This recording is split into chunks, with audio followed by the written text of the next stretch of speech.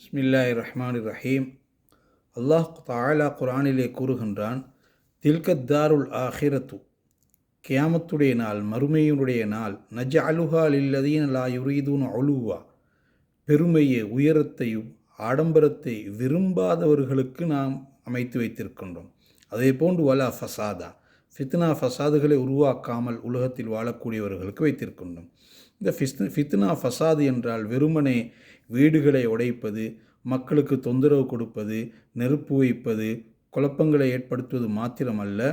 இமாம்கள் கூறக்கூடிய நேரத்தில் ஃபசாத் என்பதன் அர்த்தம் பாவங்களில் ஈடுபடக்கூடியவர்களுக்கும் சொல்லப்படுகின்றது. அதாவது உலகத்திலே வாழக்கூடிய நேரத்தில் பாவத்திலே அல்லாஹ்வுக்கு மாற்றமான செயல்களில் மூழ்கி வாழக்கூடியவர்களுக்கும் நாளை மறுமையில் அந்த கியாமத்துடைய நாளுடைய பாக்கியம் கிடைக்காது. அதாவது நாளை மறுமையில் கியாமத்துடைய நாளிலே அவர்களுக்கு எந்த விதமான அல்லாஹ்வுடைய உதவியும் கிடைக்காது என்பதுதான் அர்த்தமாகும்.